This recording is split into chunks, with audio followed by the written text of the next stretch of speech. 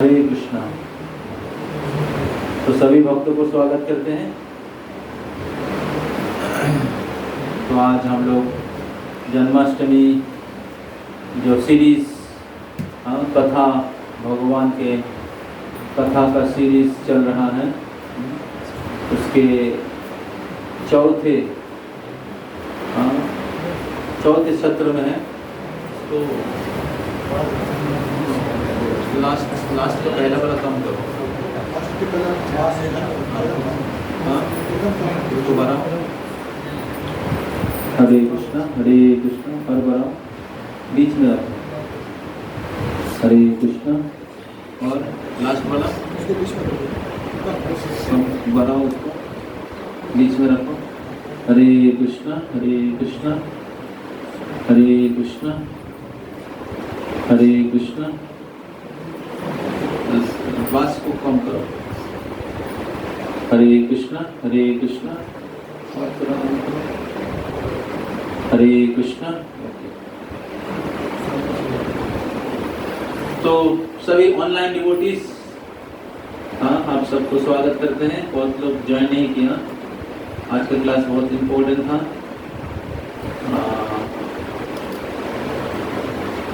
कोई attendance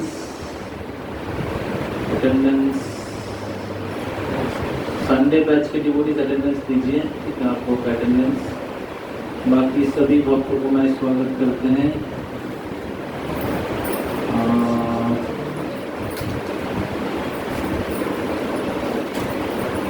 okay, मैं नाम नहीं ले रहा हूँ। माधेश्वरी को, तपन मुखर्जी को, संजीव कुमार, रिया मंडल, राहुल मंडल, प्रसन्नजीत, प्रदीप मिस्त्री, पायल माताजी, नेहा माताजी, मीनाशा, कुणाल मंडल, कार्तिकी माताजी, सपोज टू बी ऑफलाइन ना, प्रियंका प्रसाद, आशीष प्रभु, नेहा माताजी। ओके, सभी भक्तों को स्वागत करते हैं। और जितने ऑफलाइन डिवोटीज इधर हैं, सामने बैठे हैं, आप लोग को डबल धन्यवाद। हरि बोल। तो आज हम लोग जन्माष्टमी के चौथे सत्र में चर्चा कर रहे हैं। पिछले दिन अर्थात काल हम लोग चर्चा किए थे भगवान का आविर्भाव का कारण। भगवान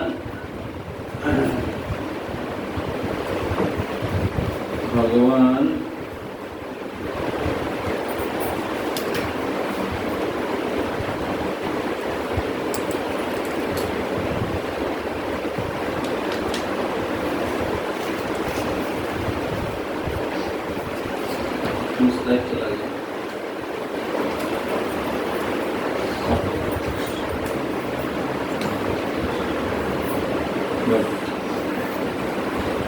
तो हम लोग चर्चा कर रहे थे भगवान के आविर्भाव के कारण। भगवान क्यों इस धरती पर प्रकट होते हैं। और उसके बाद हम लोग चर्चा कर रहे थे कि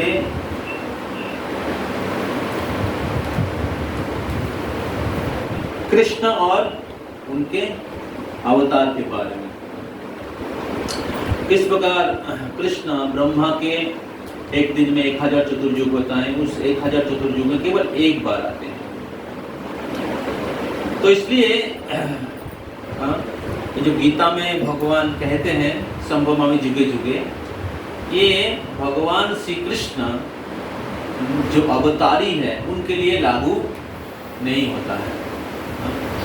तो कृष्ण के अवतार गण अलग अलग युग में आते हैं, लेकिन कृष्ण आते हैं ब्रह्मा के एक दिन में केवल एक बार। तो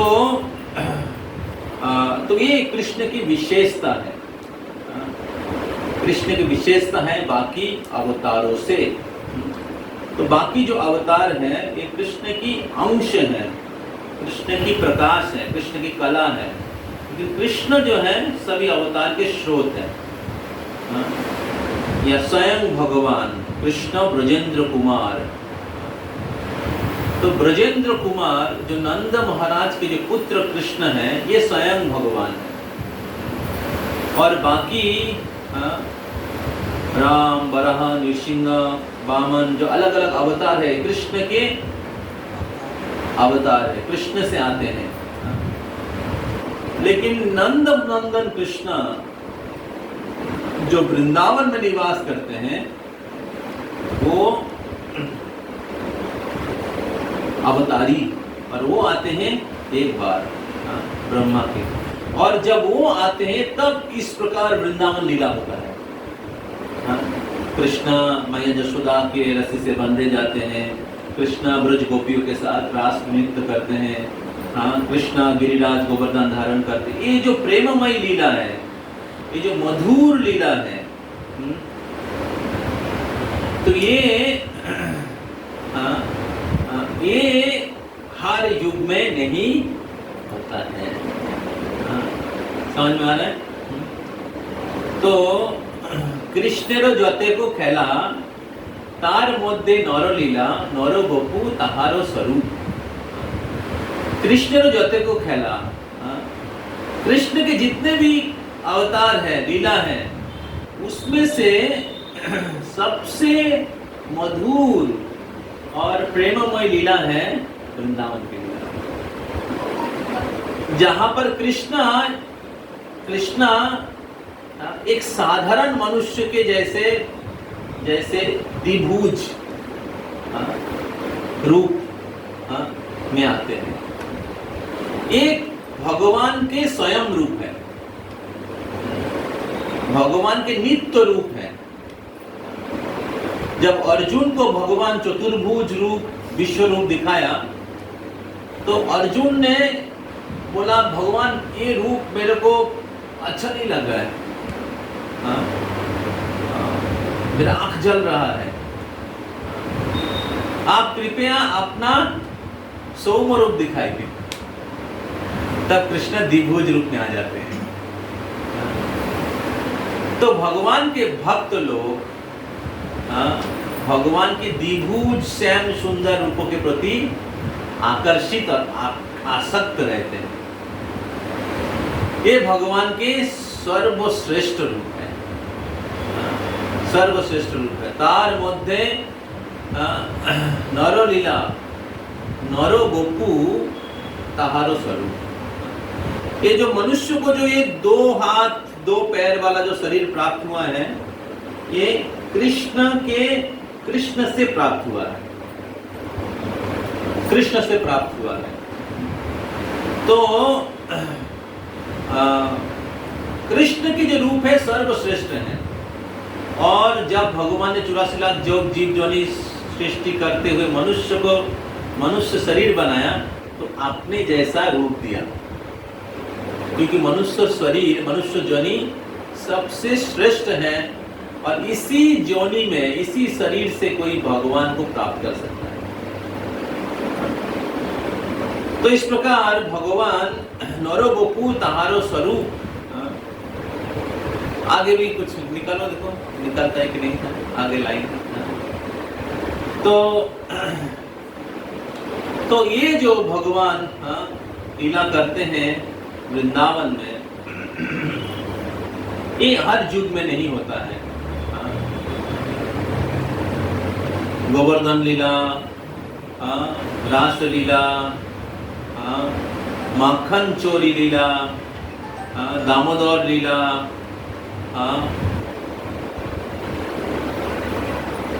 गोपियों के साथ अलग अलग प्रकार की दिव्य लीला मिला। ये हमेशा नहीं होता है, हर युग में नहीं रहता है। जब कृष्ण स्वयं भगवान कृष्ण ब्रजेंद्र कुमार जब आते हैं, तब ये लीला होता है। तो इस प्रकार भगवान श्री कृष्ण और बाकी अवतारों में फर्क है। भगवान श्री कृष्ण के अवतार की विशेषता है। तो सत्य, त्रेता, द्वापर, कली, इस प्रकार युगा साइकिल जो है चेंज होता है। फिर सत्य युग, त्रेता युग, द्वापर युग, कली युग, फिर कली युग होता है, फिर सत्य युग शुरू होता है, फिर त्रेता, द्वापर, कली। लेकिन हर युग में कृष्ण नहीं आते हैं, हर युगों में कृष्ण आसे ना। तो कृष्ण केवल मात्र ब्रह्मार एक दिने 1000 चतुर्युग হয় তাতে কৃষ্ণ একবার আসে। আর সেটা হচ্ছে সপ্তম মনুর রাজত্বকালে ব্রহ্মার একদিনে 14টা মনু আসে।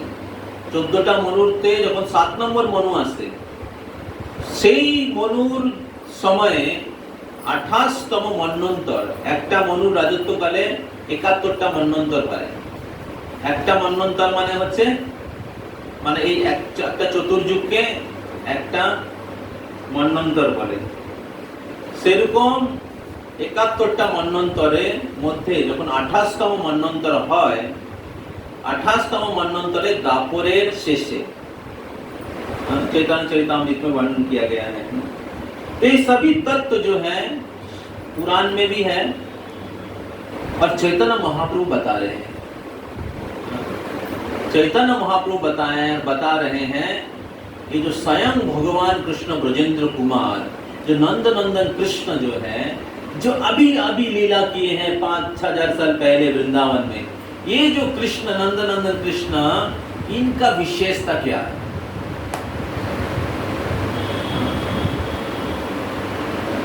तो बाकी सभी अवतार को ऐश्वर्य भाव से विधि मार्ग से पूजा किया जाता है, लेकिन कृष्ण की जो भक्ति है वो माधुर्य रस में और राग मार्ग में किया जाता है। कृष्णेर जत को खेला सर्वोत्तम नरलीला नरबपु ताहार स्वरूप गोपवेश बेनुकर नवकिशोर नटवर नरलीलार है अनुरूप। ये जो गोपवेश बेनुकर नवकिशोर नटवर,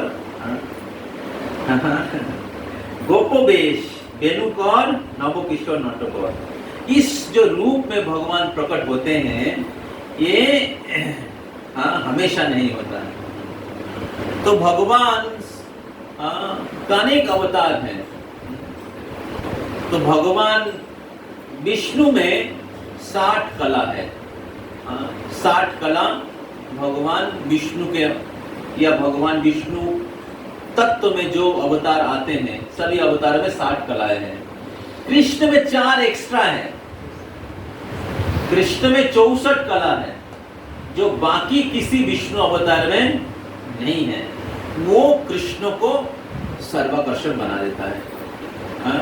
वो कृष्ण को सर्वाकर्षक बना देते हैं। तो वो 4 गुण क्या क्या है?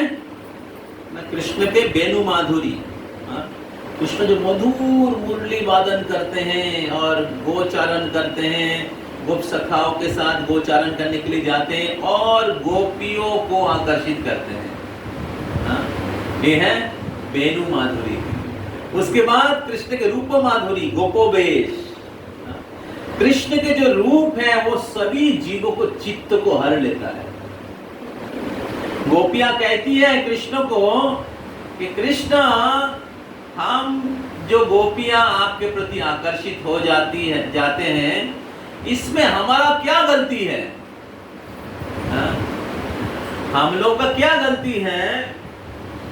आपकी सौंदर्य, आपकी मधुरता, आपके मधुर वचन, आपके सुंदर मनोहर मुस्कान हम जैसे गोपियों के हृदय को भर लेता है और हम लोग हमारे पतिव्रता धर्म जो है रक्षा नहीं कर पाते हैं। तो इसलिए इसमें हम लोगों का क्या गलती है?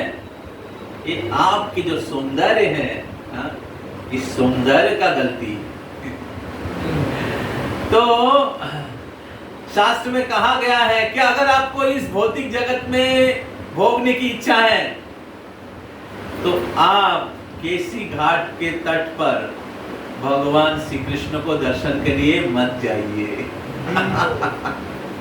हरि बोल। अगर आप इसको आपको इच्छा है भौतिक जगत में भोगने का तो वृंदावन के केसी घाट में वो कृष्ण जो त्रिभंग रूप में खड़े होकर पूर्णिमा के दिन जमुना के तट पर बांसुरी बजा रहे हैं, उनको दर्शन करने के लिए मत जाओ। तो इस प्रकार जो कृष्ण के रूपों के प्रति आकर्षित हो जाते हैं, कृष्ण के रूप का दर्शन कर लेता है, कृष्ण के भक्ति का आनंद प्राप्त कर लेता है, वो इस भौतिक जगत में सारे भौतिक तुच्छ इंद्रियों भोगों के प्रति विरक्त हो जाते हैं, उसको तुच्छ बोल के समझ जाते हैं। वे कृष्ण की रूप माधुरी, कृष्ण के रूप सबको आकर्षित करते हैं। सभी देवी देवता, मुनि ऋषि जो किसी भौतिक सौंदर्य के प्रति आकर्षित नहीं होता है, ऋषिगण विरक्त होते हैं, लेकिन कृष्ण के रूप का दर्शन करके आकर्षित हो जाते हैं। तो इस प्रकार कृष्ण के रूप माधुरी, कृष्ण के वेणु माधुरी, उसके बाद कृष्ण के लीला माधुरी, कृष्ण की सुंदर दिव्य लीला। तो कृष्ण के लीला में एक विशेषता है कि कृष्ण उनके भक्तों के अधीन हो जाते हैं। कृष्ण प्रभु है, कृष्ण सभी अवतार के भी अवतार है, स्वयं भगवान पूरे जगत उनके निर्देश के अनुसार उठा बैठा करते हैं।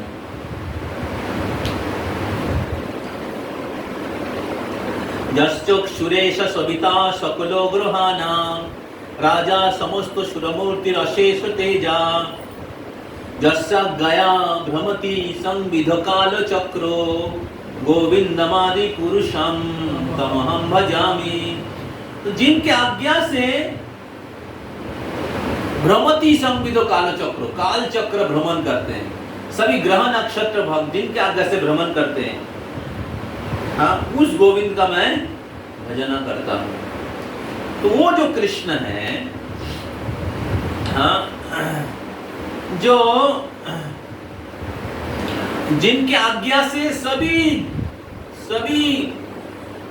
ग्रह नक्षत्र देवी देवता अपने कार्य करने में लगे रहते हैं, वो कृष्ण उनके भक्तों के नियंत्रण में आ जाते हैं। भगवान परम नियंत्रण है, भगवान स्वराट इंडिपेंडेंट है, लेकिन उनके भक्तों के अधीन नियंत्रण में आ जाते हैं। भगवान मुक्तिदाता है, लेकिन उनके भक्तों के प्रेम से बंधे जाते हैं। ये भगवान कृष्ण की लीला में आपने देखा, भगवान नृसिंहदेव को, भगवान विष्णु को बांध लिया है किसी ने, देखा है किसी लीला में? रामचंद्र को बांध लिया है उनके मम्मी। दूसरे अवतार के लीला में ये भाव भगवान ने प्रकट नहीं किया। तो दूसरे अवतार में भगवान प्रभु है, भगवान पिता है, भगवान पालन करते हैं। भक्त लोग भगवान के आश्रय में रहते हैं, भगवान आश्रय देते हैं। लेकिन कृष्ण लीला में भगवान को मां यशोदा पालन करती है, नंद महाराज पालन करते हैं, भगवान को मां यशोदा रक्षा करती है। कृष्ण जब डर जाते हैं तो रोते हैं और मां यशोदा के आंचल के भीतर छुप जाते हैं। जिनके भय से पूरे जगत भयभीत है, कुंती मां ने इनके प्रार्थना में कह दी है, तो वक्रम निनीय भव भाव नया श्रुतस्य जद विभेति। मेरे को समझ में नहीं आ रहा है, मैं भ्रमित हो जाता हूं, कैसे संभव है? जिनके भय से जमराज भी भयभीत होते हैं, पर वो मैया यशोदा के छड़ी से भयभीत है। ये कृष्ण की लीला माधुरी है। कृष्ण उनके भक्तों के प्रेम से वशीभूत होकर वो स्वयं उनके भक्तों के अधीन हो जाते हैं। ऐसे नहीं कि भगवान नाटक कर रहे हैं उनके भक्तों को आनंद देने के लिए, नहीं। भगवान खुद अपने आप को माँ यशोदा के पुत्र मानते हैं, माँ नंद महाराज के पुत्र मानते हैं, ब्रज सखाओं के मित्र मानते हैं। कृष्ण के मम्मी यशोदा माई बुलाती है, कृष्ण आ जाओ, संध्या हो गए हैं, खाने के समय हो गए हैं, नंद बाबा आ गए हैं, जल्दी आओ। और कृष्ण के सखागण बोलते हैं कि कान्हा तुम अगर आप भी चले जाओगे कल तुमको हम खेला में नहीं लेंगे। अभी सोचो क्या करोगे। कृष्ण मदारे काल हमें अगर खेला में नहीं लेगा फिर क्या होगा, हम अकेला रह पर जाएंगे। कृष्ण नहीं आते, खेलते रहते। फिर माँ यशोदा जाती है, जाकर कृष्ण को भय दिखाते हैं, हाव मिलाव का भय दिखाते हैं, और फिर कृष्ण तो भाग के चले आते हैं। तो इस प्रकार कृष्ण साधारण बालक के जैसा, साधारण पुत्र जिस प्रकार व्यवहार करते हैं, साधारण बच्चा जैसे रोता है, साधारण बच्चा जैसे नटखट करते हैं, साधारण बच्चा जिसको भूख लगता है, भगवान आत्मकाम, उनको क्या भूख लगेगा, आत्माराम, स्वयं में आनंदित रहते हैं, उनको क्या भूख लगेगा। लेकिन जब भगवान के भक्त लोग, ब्रज के भक्त लोग भगवान को प्रेम से बुलाते हैं, तब भगवान एक साधारण बालक बन जाते हैं। कौन कहते हैं भगवान खाते नहीं, कौन कहते हैं भगवान खाते नहीं, माँ यशोदा के जैसे खिलाते नहीं।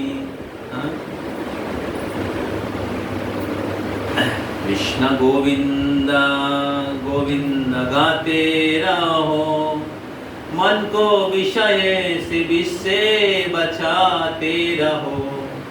कृष्ण गोविंद गोपाल गाते चलो, मन को विषयों के विषय बचाते चलो।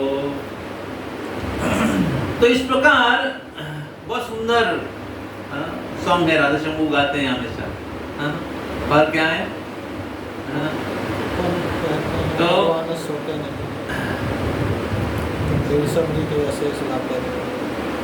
बेर सबरी जी के जैसा खिलाते थे। तो इस प्रकार भगवान भक्त वत्सल, भगवान की लीला माधुरी, ये भगवान के दूसरे अवतार ने नहीं किया है, न करते हैं। तो क्या क्या हो गया, लीला माधुरी, रूप माधुरी, पहला वेणु माधुरी, उसके बाद रूप माधुरी, उसके बाद लीला माधुरी, और चौथा भक्त वात्सल्य। भक्त वात्सल्य, चौथा है भक्त वात्सल्य, उनके भक्तों के प्रति जो अनुग्रह, अनुग्रहाय भक्तानां मानुषां देहमास्थितं भजते तदृशी क्रीड़ा यश्रुतो तत्परो भवेत्। तो अनुग्रहाय भक्तानां, उनके भक्तों के प्रति विशेष विशेष अनुकंपा करने के लिए, अनुग्रह करने के लिए भगवान इस भौतिक जगत में आते हैं। तो बाकी अवतार लोग वो विनाशाय च दुष्कृतां धर्म संस्थापनार्थाय परित्राणाय साधूनां, ये 3 कार्य अवतार लोग करते हैं, भगवान के दूसरे अवतार लोग करते हैं। स्वयं भगवान कृष्ण ब्रजेंद्र कुमार, उनको करने की आवश्यकता नहीं होता है। तो कृष्ण आते हैं उनके भक्तों को अनुग्रह करने के लिए। इसलिए कृष्ण के 4 विशेष गुण होता है। आगे कैसे जाएगा?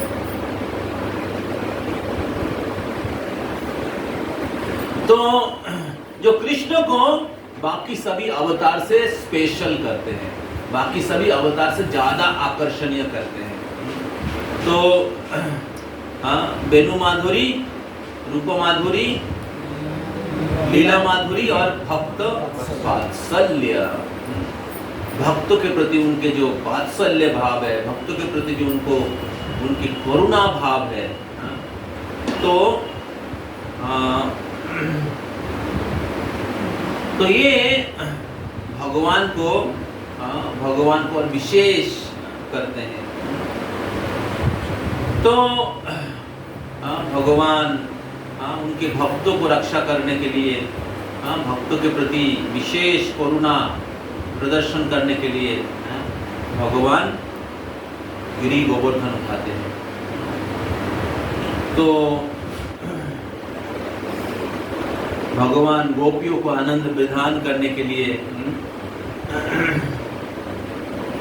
भगवान रास नृत्य करते हैं और अपने आप को जितने गोपी हैं, 1000 गोपी हैं, कोटि कोटि गोपी हैं, अपने आप को भी उतने रूप से प्रकट करते हैं और उनको साथ नृत्य करते हैं। तो इस प्रकार भगवान श्री कृष्ण जो है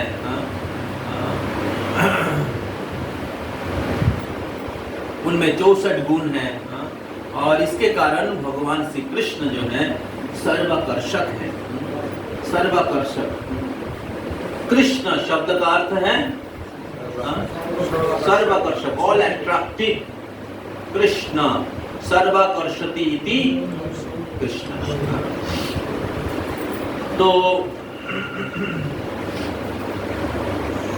तो ये जो कृष्ण है, ये कृष्ण ब्रह्मा के एक दिन में एक बार आते हैं और वो है सप्तम मनु के राजत्व काल में, जब 28वां मनंतवर आता है, उस 28वां मनंतवर में दापर के एंड में भगवान आते हैं। तो अभी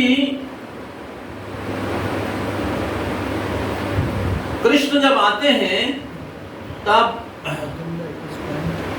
मथुरा में जो, द्वारका में जो कृष्ण है वो कंप्लीट है और मथुरा में जो कृष्ण है वो मोर कंप्लीट है और वृंदावन में जो कृष्ण है वो मोस्ट कंप्लीट है।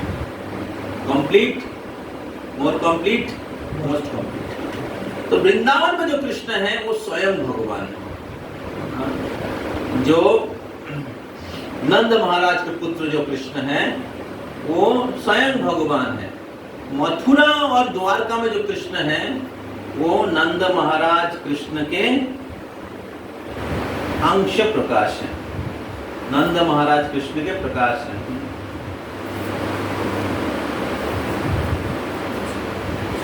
कृष्णेर मधुर रूप सुन सनातन, जे रूपेर एक कण डुबाए सब त्रिभुवन, सर्वप्राणी करे आकर्षण।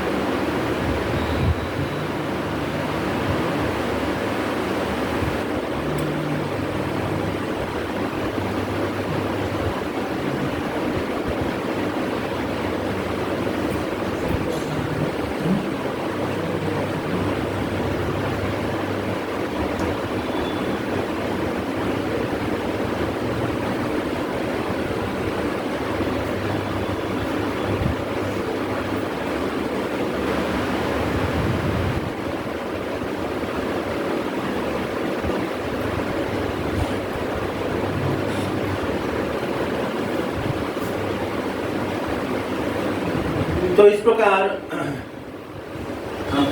कृष्ण जो ब्रजेंद्र नंदन कृष्ण हैं, वो सबसे दिव्य और सबसे गोपनीय, सबसे गुह्य रूप है, सबसे गुह्य और कॉन्फिडेंशियल है कृष्ण।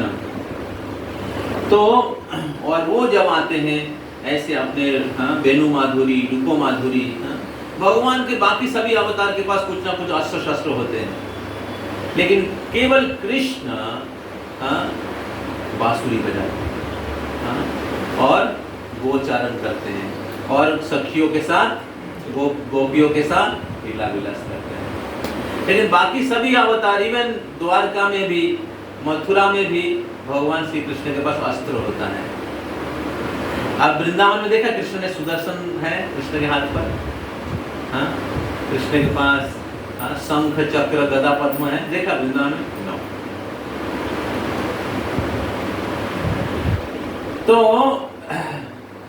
तो इस प्रकार वृंदावन के जो कृष्ण हैं वो एक साधारण बालक के जैसा आचरण कर रहे हैं। नंद महाराज के पुत्र हैं, माँ यशोदा के पुत्र हैं, इधर भक्तों के अधीन है। तो कृष्ण उनके वात्सल्य भाव या मधुर जो भाव, इसका मतलब ये नहीं कि कृष्ण साधारण बालक है, इसका मतलब ये नहीं है कि कृष्ण साधारण बालक है। जब गोवर्धन लीला इंद्र ने भगवान इंद्र पूजा बंद कर दिया, इंद्र ने बहुत बरसात किया और कृष्ण ने कोई अस्त्र नहीं उठाया, गोवर्धन उठा दिया। और इंद्र ने 7 दिन बरसात किए, करके प्रलय के समय संवर्तक को बुलाया, लेकिन कुछ इंद्र का कोई शक्ति काम में नहीं आया। और उस गोवर्धन धारण करते हुए भगवान 7 दिन 7 रात सभी ब्रजवासियों के साथ एक साथ रहते हैं और सबके साथ 7 दिन का पिकनिक होता है। करीब वो सब ब्रजवासियों को इच्छा था कृष्ण को देखने का, कृष्ण के सुंदर मुखारविंद का सौंदर्य का पान करने का। लेकिन वृंदावन में रहने के समय वो होता नहीं था। कृष्ण सुबह उठते थे और सब गोपियों के साथ मतलब सब माताओं के साथ रहते थे, फिर ब्रेकफास्ट के बाद गोचारण करने के लिए चले जाते थे और उनका दर्शन नहीं होता था। वो लोग अपेक्षा करते थे कब कृष्ण वापस आएंगे गोचारण करके, और गोचारण करके जब वापस आते थे तब कृष्ण घर में चले जाते थे और गोप सखा लोग अपेक्षा करते कब सुबह होगा कृष्ण का दर्शन होगा। और गोपियां तो सबसे छुप छुप के दर्शन करती थी। जब कृष्ण गोचारण करने के लिए जाते थे तब गोपियों के साथ मिलते थे। तो सभी लोग चाहते थे कि कृष्ण ऐसा कब होगा कि कृष्ण का हमेशा दर्शन कर सके, कृष्ण का संग मिलता रहेगा। तब उनकी इच्छा को पूरी करने के लिए ये गोवर्धन लीला हुआ था। उसी प्रकार ब्रह्मा जी ने भगवान के गाय बैल को चुरा लिया। भगवान के ऊपर एक छोटा बालक है, ये भगवान हो सकता है क्या?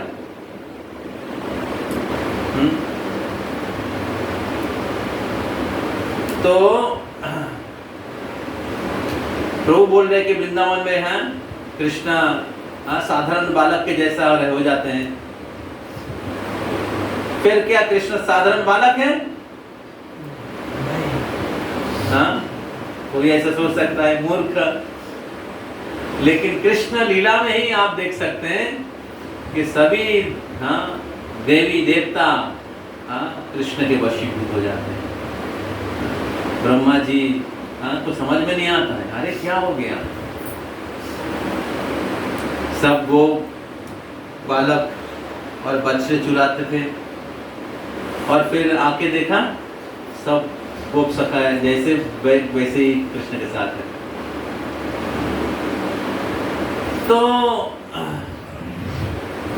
अलग अलग असुर कंस भेजते हैं, अघासुर, बकासुर, हाँ,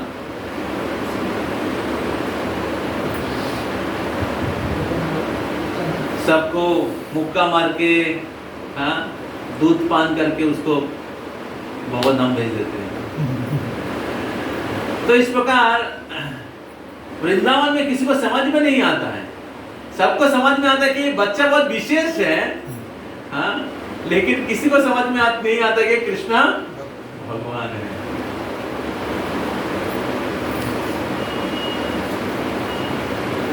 तो कृष्ण के प्रति प्रबल प्रेम के कारण, कृष्ण के प्रति प्रबल प्रेम के कारण, हाँ, वो समझ नहीं पाते हैं, या उनको पता है कृष्ण भगवान है, लेकिन कृष्ण भगवान वो ज्यादा उनके लिए महत्वपूर्ण नहीं है।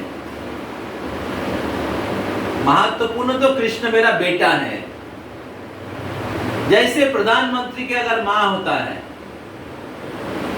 चीफ मिनिस्टर की अगर माँ होती है, या कोई बड़े कंपनी के मालिक या कोई डॉक्टर है, उनका माँ होता है, तो उनके लिए उनका जो बच्चा है वो ज्यादा महत्वपूर्ण है, डॉक्टर उपाधि ज्यादा महत्वपूर्ण है, प्रधानमंत्री का पद ज्यादा महत्वपूर्ण है ना, उनके बच्चे हैं वो ज्यादा महत्वपूर्ण है।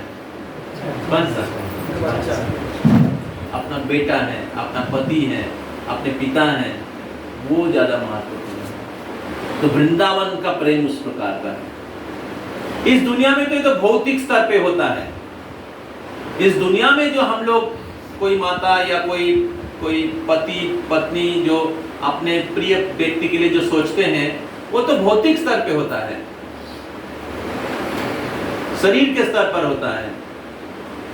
उसमें अपना इंद्रिय भोग की इच्छा रहता है, आत्मेंद्रिय प्रीति वांछा कार्य का काम। लेकिन वृंदावन में होता है कृष्ण के प्रति प्रगाढ़ प्रेम, शुद्ध प्रेम, अहैतुकी प्रेम के कारण होता है। केवला भक्ति कहते हैं उसको, ऐश्वर्य विहीन जो भक्ति, उसमें कृष्ण ज्यादा खुश होते हैं। कृष्ण को भगवान के रूप में जब कोई पूजा करते हैं, वैदिक भक्ति और ज्ञान और भय से, सम्मान से, उससे ज्यादा प्रीत होता है जब कृष्ण को कोई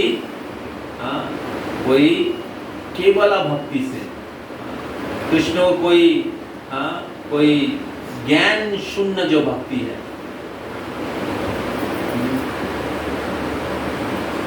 जो प्रेम से कोई कृष्ण की आराधना करते हैं राग मार्ग में, उससे कृष्ण ज्यादा प्रसन्न होते हैं।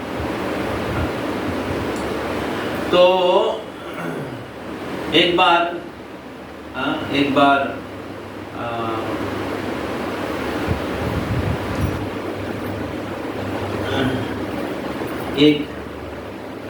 एक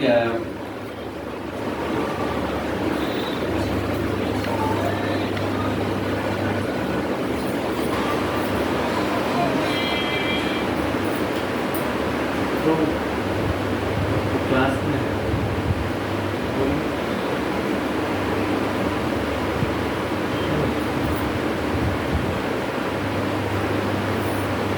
चालू हो गए। अभिषेक कब कितने बजे चालू?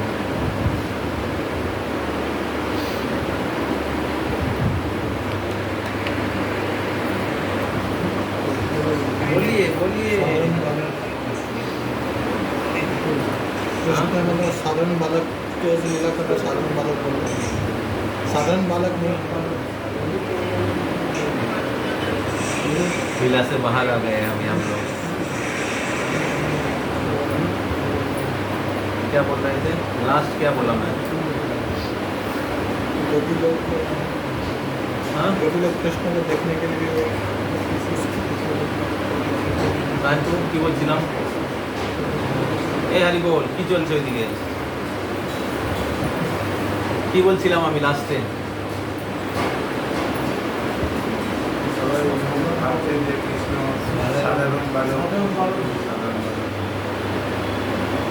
তারপরে হরে কৃষ্ণ, তারপরে কি বলছিলাম লাস্টে? नहीं बोलेगा, सब सबको सोच रहा है कि कृष्ण साधन।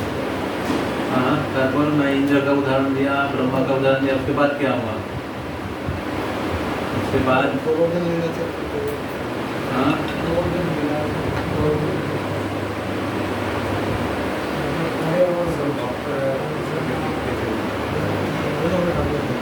हाँ, हाँ,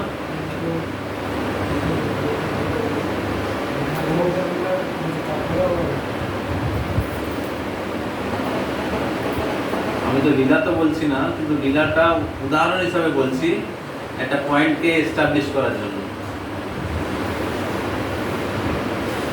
আপনি লাস্টে বলছিলেন যে যারা ভগবানের প্রতি হচ্ছে মানে জ্ঞান মার্গ বা এইসব করে যখন ভগবানের সাথে মানে পুজো করার বা তার সাথে কানেক্ট করার চেষ্টা করে, সেটাই কৃষ্ণ যতটা না বেশি খুশি হয় তার সাথে হচ্ছে নর্মাল মানে যেরকমভাবে বৃন্দাবনে সবাই ইয়ে করেছিল, মানে তার সাথে ছেলে মা তারপরে বাবা এই হিসাবে কানেক্ট করলে সেখানে কৃষ্ণ অনেক বেশি খুশি হয়। Yes. তো কৃষ্ণকে যখন ভগবান রূপে কেউ পূজা করে তাতে যা কৃষ্ণ যত না খুশি হয়, তার থেকে কৃষ্ণ যখন কৃষ্ণকে যেরকম কেউ কেবল ভক্তি বা আমি উদাহরণ দিচ্ছিলাম যে প্রধানমন্ত্রী, তো তাকে তার মা আছে, কোনো বিশেষ ব্যক্তি তার মা আছে, তো তার মার কাছে তার পুত্র প্রধানমন্ত্রী হলেও ওটা বেশি গুরুত্বপূর্ণ নয় ওনার কাছে। ওনার কাছে গুরুত্বপূর্ণ যে আমার পুত্র। তো এটা হচ্ছে কেবলা ভক্তি, ভালোবাসা, নিঃস্বার্থ ভালোবাসা। তো সেই ভালোবাসায় কৃষ্ণ বেশি প্রসন্ন হয়। কৃষ্ণ বেশি প্রসন্ন হয়। তো এই জন্য ব্রজবাসীদের ছেড়ে কৃষ্ণ কখনো যেতে পারে না। বৃন্দাবনম পরিত্যাজ্যম পদম একম ন গচ্ছতি। বৃন্দাবন ধাম ছেড়ে কৃষ্ণ এক পাও বেরোন না। তো এই যে বৃন্দাবনের কৃষ্ণ, এই কৃষ্ণই চৈতন্য মহাপ্রভু দিতে এসছে। এই যে ব্রজ ভক্তি, এটাই মহাপ্রভু দেওয়ার জন্য এসছে। এই বৃন্দাবনের কৃষ্ণ যে তত্ত্ব আর বাকি অবতারদের সঙ্গে কৃষ্ণের যে পার্থক্য, যদিও তারা কৃষ্ণ থেকে অভিন্ন, কৃষ্ণের অংশ প্রকাশ, কিন্তু তবুও কৃষ্ণ এক বিশেষ স্থান, সেটাকে আমাদের ভালো করে জানতে হবে। সেটা মহাপ্রভু জানানোর জন্য এসেছে। আর সেই কৃষ্ণকে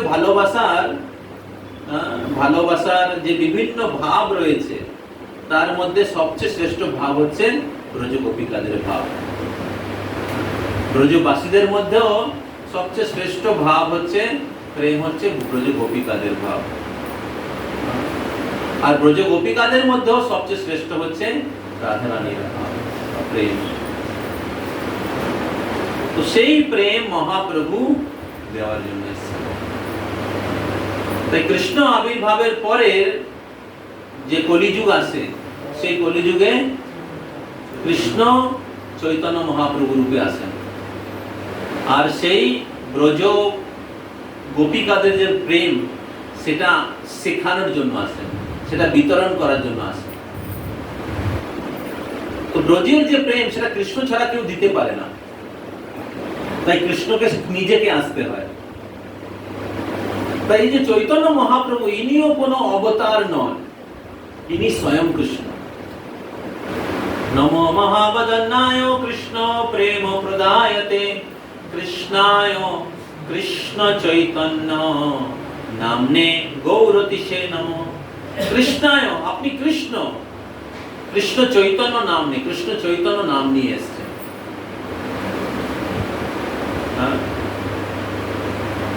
মহাবদন্ন, তিনি পরম করুণাময়। কেননা তিনি কৃষ্ণ প্রেম প্রদায়তে। কোন ব্যক্তির মহানতা বোঝা যায় না যে তার কাছে কত ধন আছে, তার মাধ্যমে কত ধন ঐশ্বর্যের মালিক, তা থেকে বোঝা যায় না তিনি কত মহান। তাহলে কি থেকে বোঝা যায়? কত উনি বাড়ছেন,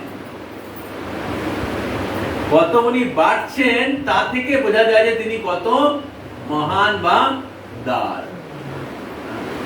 তাই মহাপ্রভু সবচেয়ে শ্রেষ্ঠ যে ধন রয়েছে, প্রেম ধন, সেটা মহাপ্রভু দেওয়ার জন্য এসেছেন। তো তাই এই যে দাপর যুগ, এই যে চতুর্যুগ, এটা খুব বিশেষ। কারণ এই চতুর্যুগে স্বয়ং কৃষ্ণ, গোলক বিহারী ব্রজেন্দ্র কুমার কৃষ্ণ, তিনি আবির্ভূত হয়েছেন। আর তার পরবর্তী যুগে, কলিযুগে শ্রী চৈতন্য মহাপ্রভু এসেছেন, যিনি কৃষ্ণ প্রেম বিতরণ করছেন। তাই আমরা অত্যন্ত ভাগ্যবান যে আমাদের এই কলিযুগে জন্ম হয়েছে, তাও আবার ভারত ভূমিতে, আর তাও আবার বঙ্গভূমিতে। আমরা খুব ভাগ্যবান। কিন্তু সেই ভাগ্যটা লাভ করে যদি আমরা তার সৎ ব্যবহার না করি, তাহলে আমরা সবচেয়ে দুর্ভাগা, সবচেয়ে ভাগ্যবান থেকে সবচেয়ে দুর্ভাগা হয়ে যাব। কি তো সবচেয়ে ধনী ব্যক্তির ছেলে যদি ভিখারি হয়ে থাকে, তাহলে কি সবচেয়ে দুর্ভাগা। সেরকম যারা ভারত ভূমিতে জন্মগ্রহণ করেছেন, এবং এই বিশেষ করে এই কলিযুগে, এই দাপর যুগ যখন কৃষ্ণ আবির্ভূত হয়েছেন, আমাদের অন্য কোথাও জন্ম হতে পারত। এই সময় আমরা স্বর্গে থাকতে পারতাম,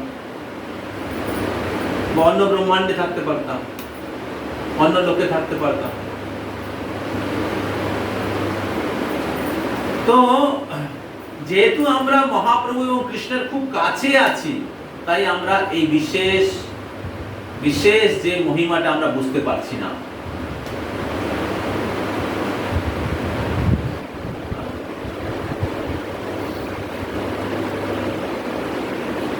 যেরকম যখন চৈতন্য মহাপ্রভু আবির্ভূত হয়েছিলেন, তখন নবদ্বীপবাসীরা মহাপ্রভুকে বুঝতে পারেনি।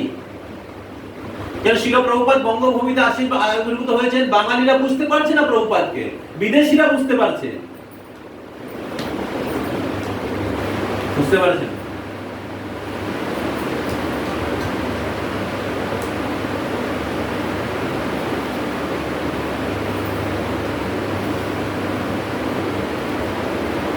সেরকম আমরা যেহেতু অনেক মহাপ্রভুর নিকটে, শ্রীকৃষ্ণের নিকটে আমাদের খুব কাছে আমাদের জন্ম হয়েছে, তাই আমরা এটার মহিমাটা আমরা বেশি বুঝতে পারছি না।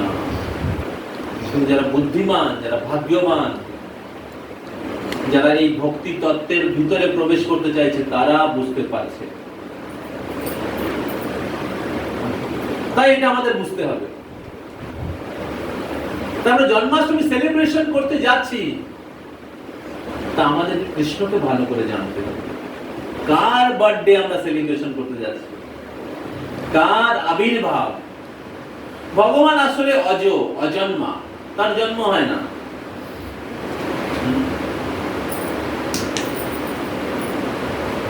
তো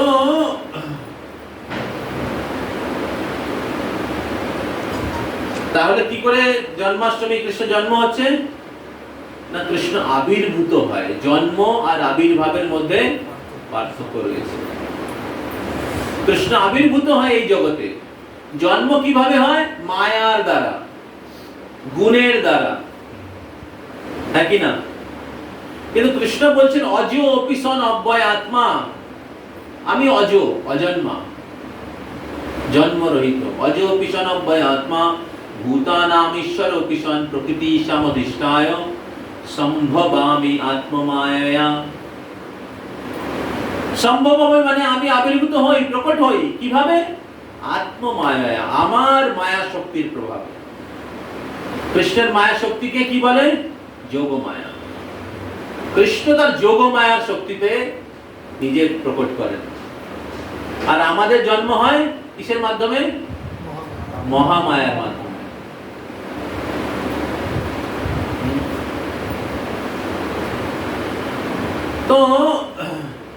তো কৃষ্ণ তার ধামে তিনি সর্বদা লীলাবিলাস করেছেন। তার আধ্যাত্মিক জগতে কোনো জন্ম হয় না, কিন্তু ভগবান যখন এই জগতে আসেন তখন তিনি জন্মলীলা করেন।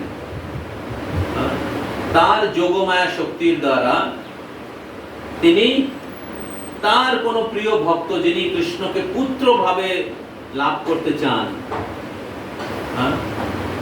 তার পুত্র হিসাবে ভগবান এই জগতে আবির্ভূত হন। বা আধ্যাত্মিক জগতে যে তার মাতা পিতা রয়েছে, নন্দ যশোদা, নন্দ যশোদা কৃষ্ণের নিত্য মাতা পিতা। আর দেবকী আর বসুদেব কৃষ্ণকে পুত্র হিসাবে লাভ করতে চেয়েছিলেন।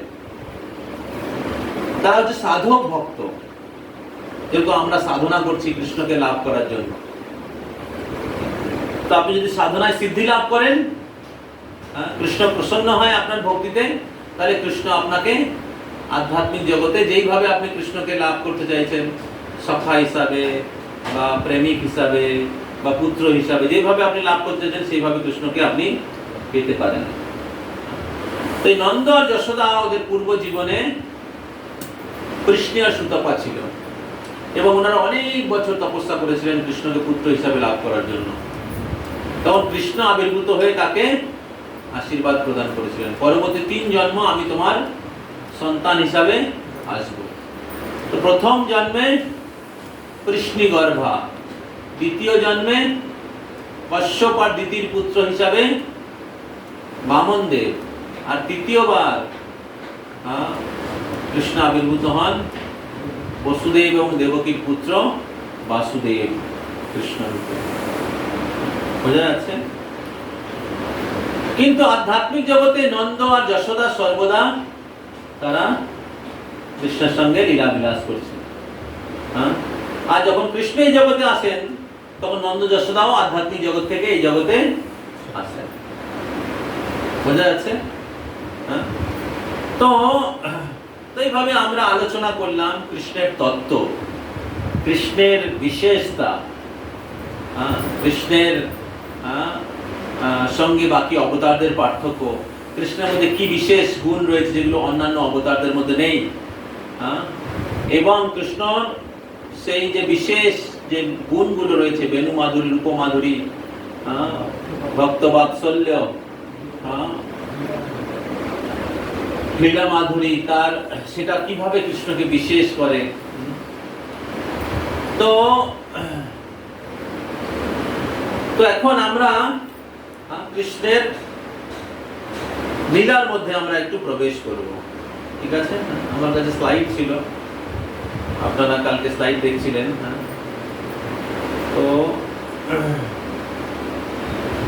তো আমরা কালকে আলোচনা করছিলাম যে যখন দ্বাপর যুগে শেষ সময় চলছিল, তখন কিভাবে সারা পৃথিবীতে বিভিন্ন যারা ক্ষত্রিয়রা ছিলেন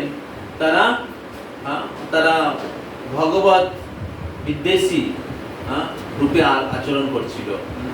তারা সনাতন ধর্ম, সংস্কৃতি, বৈদিক শিক্ষা সেগুলোকে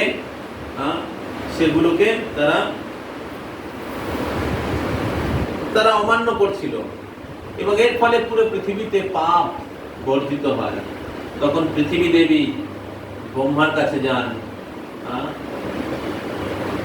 এবং ব্রহ্মা তিনি সমস্ত দেবী দেবতাদের সঙ্গে নিয়ে ক্ষীর সমুদ্রের কাছে যান ভগবানের আশীর্বাদ এবং ভগবানের আবির্ভাবের জন্য প্রার্থনা করার জন্য। তখন ভগবান আকাশবাণী করেন যে আমি আবির্ভূত হব, আমি আবির্ভূত হব, খুব শিগগিরই আমি আবির্ভূত হব, হ্যাঁ, দেবকী আর যশোদার পুত্র রূপে। তো এইভাবে ভগবান আকাশবাণী করেন ব্রহ্মলোকে, আর এইদিকে পৃথিবী লোকে তখন বিভিন্ন আসুরিক রাজাদের কি বলে, আসুরিক রাজাদের প্রভাব বৃদ্ধি পেয়েছিল। তো সেই রাজাদের মধ্যে একজন প্রধান ছিল হচ্ছে কংস, যার সম্পর্কে আমি বলছিলাম কালকেও। কালকের ক্লাসে কে কে ছিলেন? বাস। তো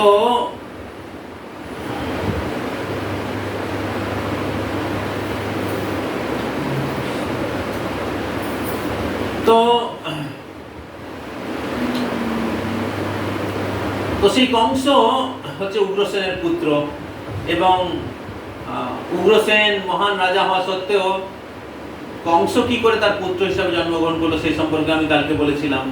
না শুনে থাকেন, লেকচারটা রেকর্ডিং আছে, শুনে নেবেন। এবং তারপর আমরা আলোচনা করছিলাম যে কিভাবে বসুদেব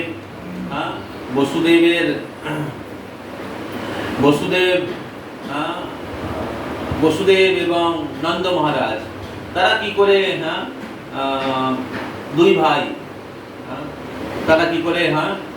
ভাই বা দুই বন্ধু দুই ভাই দুটোই তাদের কি করে আবির্ভাব হলো, তাদের বংশ পরম্পরা আমি বর্ণনা করছিলাম। তো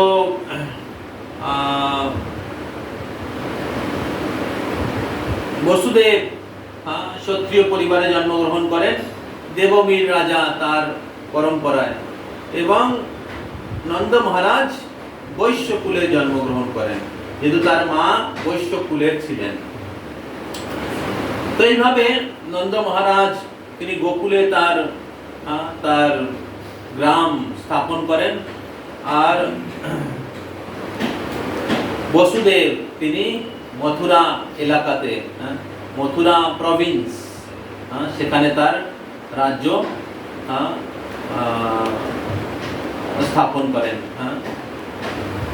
তো বসুদেব উগ্রসেনের মন্ত্রী ছিল। তো কংস উগ্রসেনকে বন্দী বানিয়ে সে রাজা হয়ে যায়, আর এইদিকে বসুদেব আর দেবকীর বিবাহ নিশ্চিত হয়। তো বিবাহের পরে কংস বসুদেবকে ছাড়তে যাচ্ছিল, বসুদেব আর দেবকীকে রথে করে তিনি ছাড়তে যাচ্ছিলেন, তখন আকাশবাণী হয়। তো আকাশবাণীতে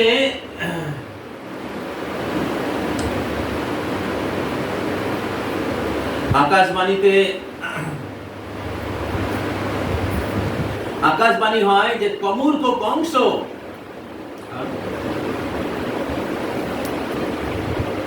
তুমি যে দেবকীকে নিয়ে যাচ্ছ, যাকে খুব ভালোবাসা দিয়ে নিয়ে যাচ্ছ, তারই অষ্টম গর্ভের সন্তান তোমার মৃত্যুর কারণ হবে। তখন বসুদেব সাথে সাথে যে দেবকীকে ভালোবেসে আদর করে তিনি নিয়ে যাচ্ছিলেন, সেই দেবকীকে হত্যা করার জন্য তিনি उद्यत हन। तब वसुदेव जी अलग अलग प्रकार से कंस को समझाया कैसे देवकी का हत्या करना आपके लिए, आप जैसे महान राजा के लिए शोभा नहीं देता है। और रही बात अष्टम गर्भ के पुत्र का, वो आपका मृत्यु का कारण है, ना कि देवकी। इसलिए देवकी को छोड़ दीजिए और मैं आपको वचन देता हूं, जितने बच्चे का संतान का जन्म होगा मैं आपके पास लेके आऊंगा। तो कंस वसुदेव जी के जो बातों पर बात से मान गया और बहुत आराम से उनको छोड़ दिया। तो जब छोड़ दिया तब देवकी और वसुदेव अपने महल में चले गए और फिर नारद मुनि आए कंस के राजमहल में, और राजमहल में आकर कंस ने नारद मुनि ने कहा कि कंस,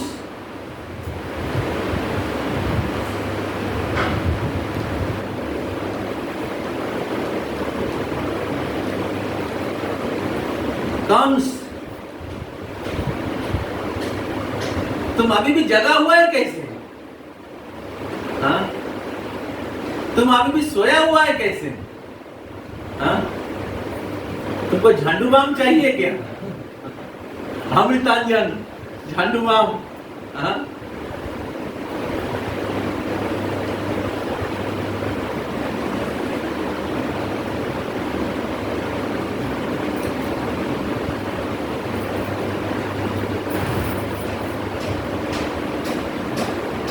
तुमको पता नहीं आकाशवाणी के बारे में? कंस बोला हाँ जरूर पता है, देवकी का अष्टम गर्भ के जो पुत्र हैं वो मेरा मृत्यु का कारण बनेगा।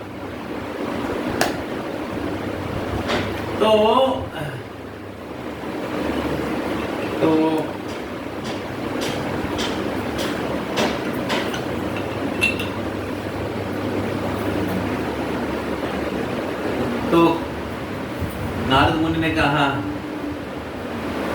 भोला भाला कंस, तुम इस देवता के ऊपर विश्वास करते हो? हाँ? उन्होंने कहा कि अष्टम गर्भ के पुत्र, अभी इस देवता लोगों के बातों में तुम विश्वास मत करो। हाँ? कौन सा पुत्र आठवां होगा? हाँ? कौन सा पुत्र आठवां होगा इसमें कोई बोल नहीं सकता। ठीक है? हाँ? देवताओं को अलग अलग प्रकार के गिनने का तरीका है। हाँ? वैदिक जो गणित है उसमें अलग अलग प्रकार की पद्धति है। उसमें एक है लोटस, कमल के द्वारा गिनने का एक तरीका। तो कमल को दिखाते हैं, कमल को दिखाते हुए कहते हैं देखिए इस कमल में 8 पंखुड़ी है, और इस 8 पंखुड़ी एक कक्ष के चारों ओर एक सर्कल में है। अगर आप ये वाला एक नंबर गिनते हैं तो ये 8 होगा, और अगर ये वाला एक नंबर होता है तो ये वाला 8 होगा। इसका मतलब है कोई भी एक नंबर हो सकता है, कोई भी 8 नंबर हो सकता है। कंस तुरंत जाग गया, डर गया। हाँ? और कंस को पता है देवता लोग बहुत मायावी होता है। हाँ? कंस तुरंत देवकी और वसुदेव को बुलाया, बुलाकर उसको जेल में डाला। पहले कंस ने छोड़ दिया था और उन्होंने निर्णय लिया था कि 8वां जो पुत्र है उसको मैं मारूंगा, लेकिन अभी कंस ने निर्णय लिया है कि सभी बच्चों को मारूंगा।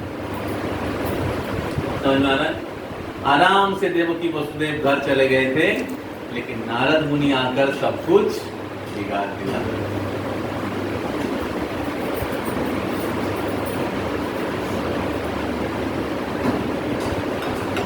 अभी प्रश्न है, नारद मुनि जैसे महाभागवत परम वैष्णव जो पर दुखे दुखी होते हैं, हाँ? परम दयालु होते हैं, हाँ?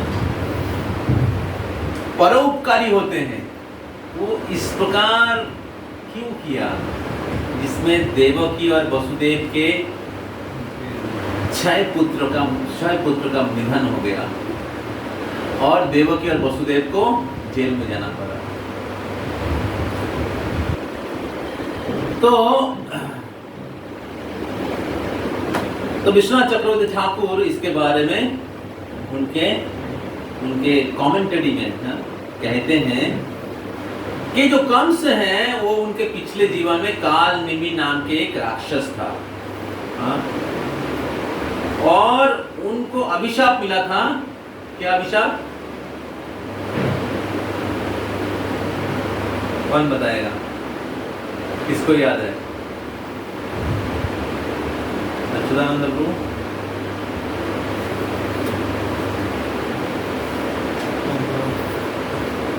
उनका बेटा को वो खुद मारेंगे नेक्स्ट लाइफ।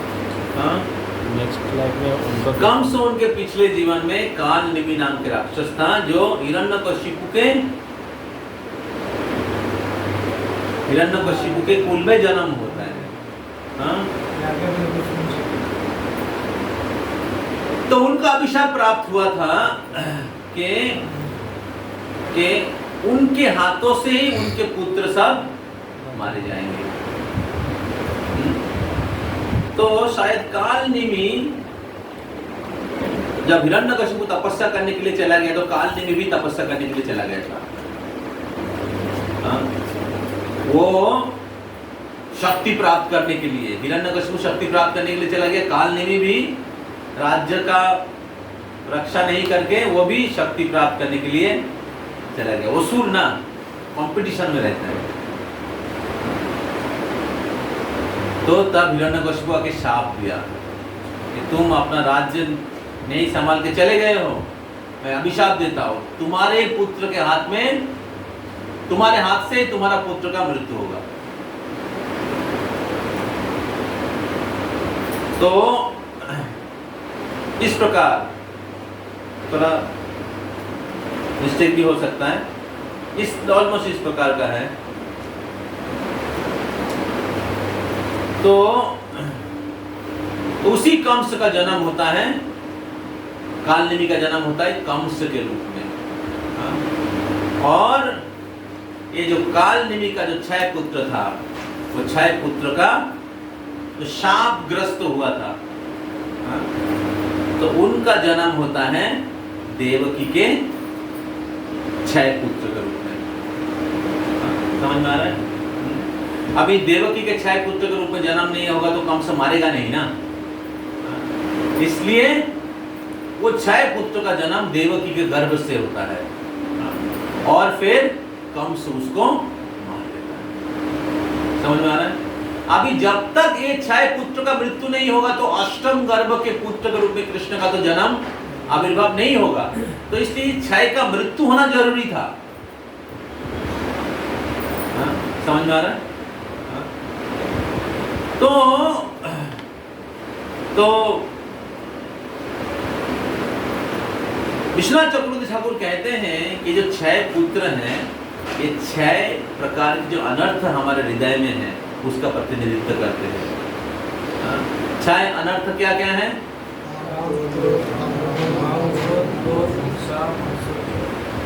तो ये जो 6 प्रकार के जो अनर्थ हैं, ये हमारे सबसे बड़ा शत्रु है। जब तक ये हमारे हृदय में रहेगा, तब तक हम लोग कृष्ण को प्राप्त नहीं कर सकते।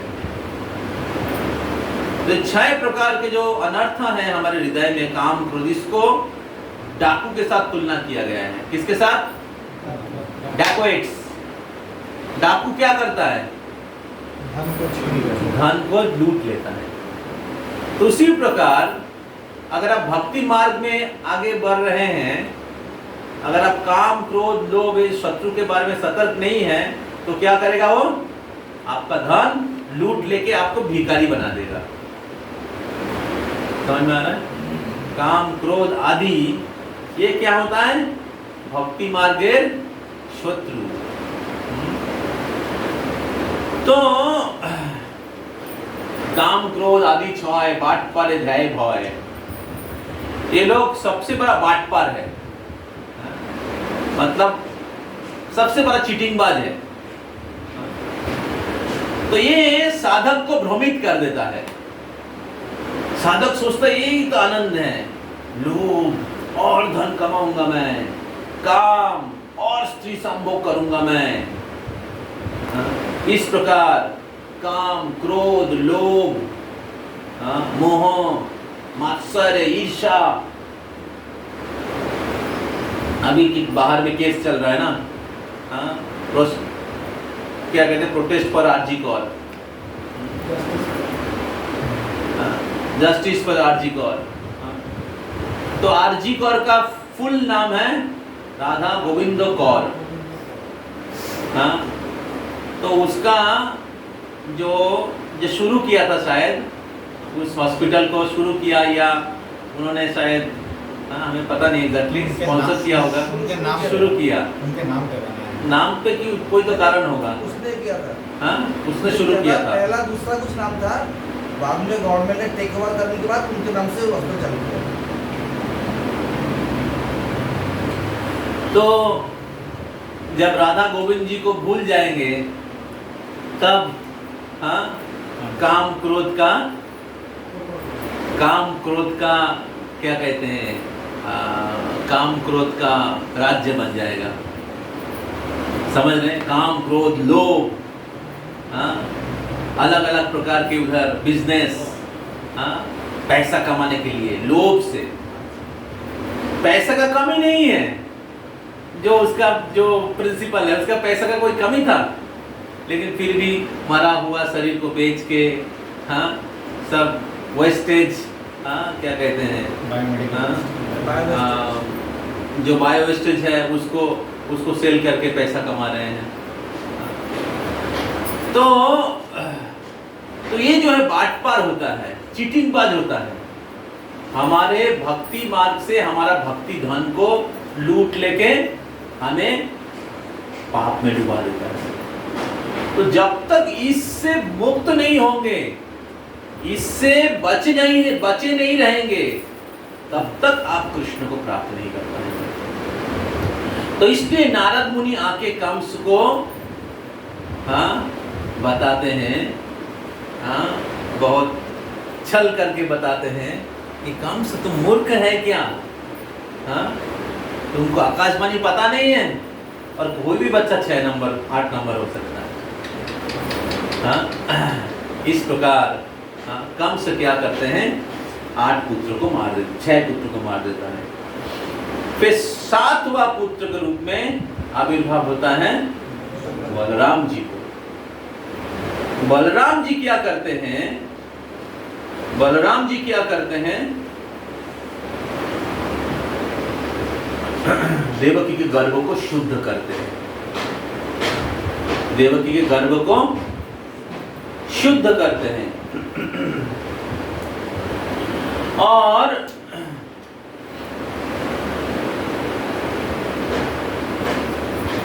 जब देवकी के गर्भ शुद्ध हो जाता है, तब भगवान श्री कृष्ण वसुदेव के मन में प्रकट होते हैं और वसुदेव के मन से देवकी के हृदय में प्रकट होते हैं और देवकी के हृदय से देवकी के गर्भ में प्रवेश करते हैं। और फिर, हाँ, फिर इसी पवित्र तिथि में, हाँ, जन्माष्टमी के दिन, हाँ, जब सभी नक्षत्र अपने पवित्र स्थान में रहते हैं, हाँ, और चारे ओर, हाँ, मंद मंद जलधारा, हाँ, मंद मंद जो, हाँ, जलधारा, हाँ, नदी में जलधारा बहने लगते हैं, हाँ, वायु मंद मंद भाव से सुंदर, हाँ, मधुर, हाँ, भाव से बहने लगते हैं। पर्वत में झरनाएं बहने लगते हैं, सरोवर में कमल खिलने लगते हैं, हाँ, और सभी ऋतु, हाँ, एक साथ, हाँ, प्रकट अवस्था में रहते हैं, हाँ, और, हाँ, पेड़ में फूल फल, हाँ, भर जाते हैं। तो यज्ञ में अग्नि, हाँ, उत्पादन होने लगते हैं और सभी मुनि ऋषि अपने हृदय में भगवान का उपस्थिति का अनुभव करने लगते हैं, ऐसे पवित्र समय में भगवान प्रकट हो जाते हैं। निशिते तमो उद्भूते, सब लोग बोलिए, निशिते तमो उद्भूते जायमाने जनार्दने देवक्या देवरूपिण्यां विष्णु सर्वगुहाशया। तो निशिते तमोद्भूते जायो माने जनार्दने। तो जनार्दन जो सभी जीवों के हृदय में परमात्मा के रूप में है। निशिते तमोद्भूते, निश्चित गभीर रात्रि में, रात को 12 बजे के समय जब अंधेरा रहता है, तमोद्भूते, जब तम अंधकार रहता है, तब भगवान श्री कृष्ण जो जनार्दन है, सभी जीवों के हृदय में विराजमान है, वो भगवान देवक्या देवरूपिण्या, देवकी के पुत्र के रूप में, विष्णु सर्वगुहाशय, विष्णु जो सभी जीवों के हृदय में परमात्मा के रूप में है, वो देवकी के पुत्र के रूप में प्रकट होते हैं। तो अभी जब कृष्ण भगवान प्रकट हुए उस दिन अष्टमी अर्थात अंधेरा था, लेकिन पूर्ण चंद्र का उदय हुआ था। क्यों? क्यों? कृष्ण चंद्र का भी इच्छा हुआ कृष्ण को दर्शन। हाँ, चंद्र का भी इच्छा हुआ, चंद्र का इच्छा हुआ कृष्ण को दर्शन करने का। और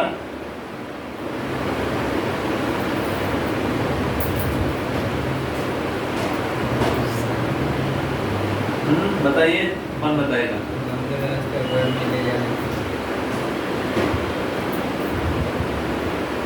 हाँ, रामचंद्र भगवान का कौन से वंश में जन्म हुआ? और कृष्ण का?